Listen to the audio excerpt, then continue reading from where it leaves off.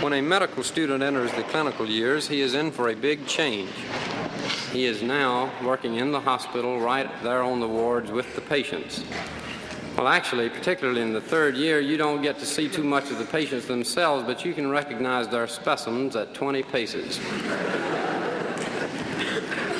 One of the first things which they teach you about the doctor-patient relationship is never change your diagnosis.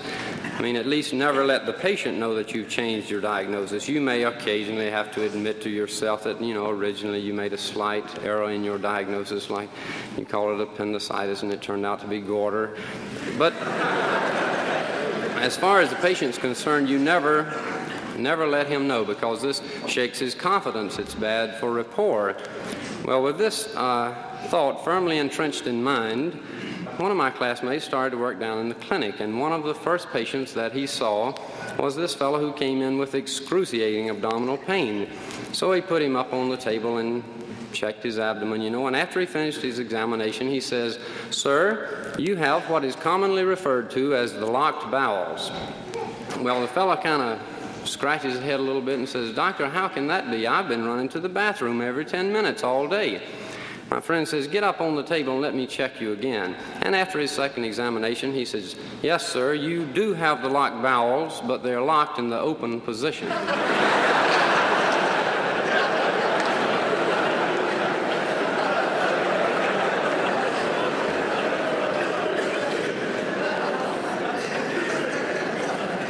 I remember when I was on pediatrics, about the second day on the service, I got a call from this frantic mother. Of course, all mothers are frantic.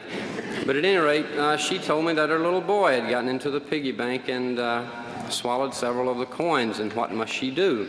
So I told her very explicitly what she'd have to do, and she got a little sick, but it didn't bother her too much.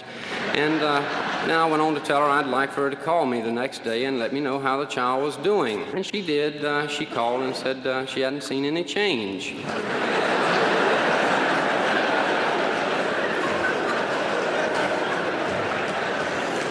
After I finished in pediatrics, I went over to psychiatry. Now, that's a shocking service. I'll tell you why. The first day that I walked on the ward, here running down the hall past me was this beautiful blonde girl without a stitch of clothes on. True blonde.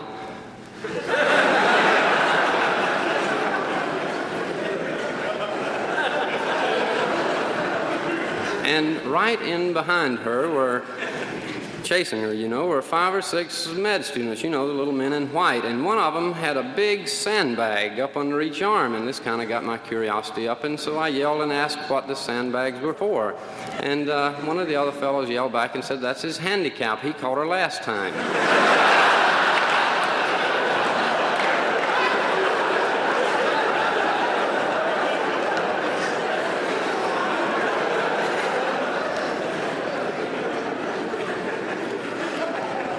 One of the first patients I saw while I was on psychiatry was this young girl who was suffering with a guilt complex.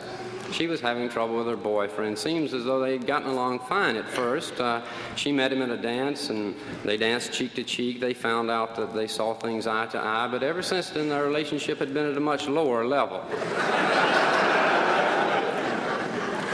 I would now like to say a few words about the Rogerian technique in interview. This is a technique used by the psychiatrist when he interviews a patient. It's an extremely valuable technique. It's used all the time. It'd be lost without it. It consists of, for those of you who are not familiar with it, taking the last word of a patient's last sentence and repeating it back to them in the form of a question. This keeps the patient ventilating and telling you his problems, and you don't have to get too involved. It's extremely valuable. Well, in order to impress upon us the value of this technique, as soon as we got on the service, they let us get behind the one-way screen room and watch while a psychiatrist interviewed a patient. Well, the woman comes in and presents herself to the receptionist, and the receptionist over the intercom says, "Dr. Squash, your next patient is here. Shall I show her in now?" And back over the intercom comes, "Now?" And so she takes her on in. she takes her on in, and the woman says, hello, Dr. Squash. My name is Mrs. Smith, and the reason I came to see you is because I have a marriage problem. You see, it's my husband. He's been running around. And Dr. Squash says, around? Yes, doctor, you know, for years he's been a regular gadabout. About? Doctor, what I'm trying to say is that he goes out every night, he never takes me, and it's always late when he comes in. In? Doctor, don't you understand? My husband has been stepping out. Out? Doctor, how can I say it any other way? My husband's been carrying on. On? Doctor, I hate to say this, but frankly, to me, you sound a little off. Off? Doctor, let me try one more time. My husband has been going out with other women, and I'm fed up. Up? Doctor, this one-sided conversation is getting me down. Down? Doctor, why do you keep repeating my last word over? Over? Doctor, I came to you with a problem. I want some help, some advice. Can't you see what a strain I'm living under? Under? Doctor, I have just made a decision about both you and my husband. We're through. Through? And with that, she marches out of the room and past the receptionist and says, that goes for you too. And the receptionist says, too? It's an extremely valuable technique. Now, on the surface, I will admit that his part in this conversation did not appear to be too sensational. But if we examine this thing more closely, we see that the doctor said the following: around, about, in, out, on, off, up, down, over, under, and through. And if that isn't looking at her problem from every angle, you tell me what is.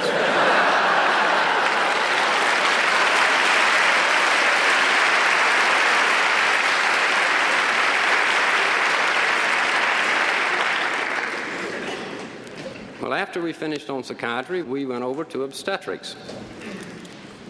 This may sound confusing to you, rotating from service to service, and actually it was confusing to us too, mainly because on different services they stress different things.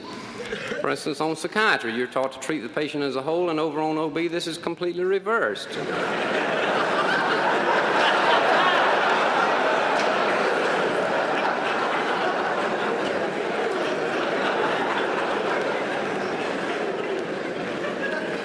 I remember one young girl that we had as a patient on obstetrics. She was, obviously in the family way, or she wouldn't have been there, but she looked so much that way that somebody decided we ought to take an x-ray.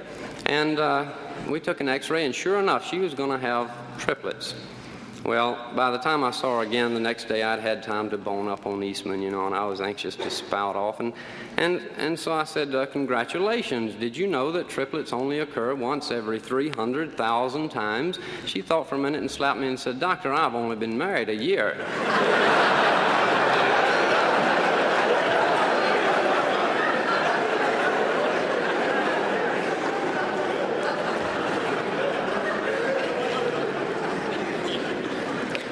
Another woman I remember we had on obstetrics came in to have her 12th child.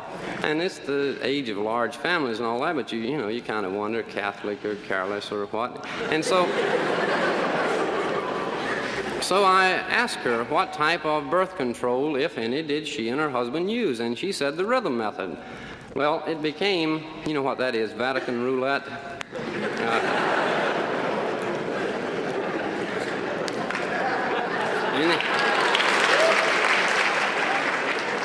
Anyway, it became apparent after talking to her a bit longer that she thought the rhythm method meant that you had the hi-fi set playing.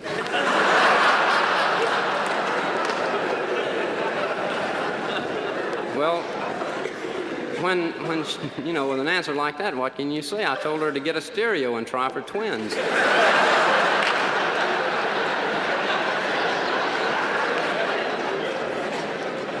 I would now like to say, in conclusion, just a couple of words about the biggest big day of all in the med student's life. This is the day he walks down the aisle and up on the stage, shakes the dean's hand, and receives his degree.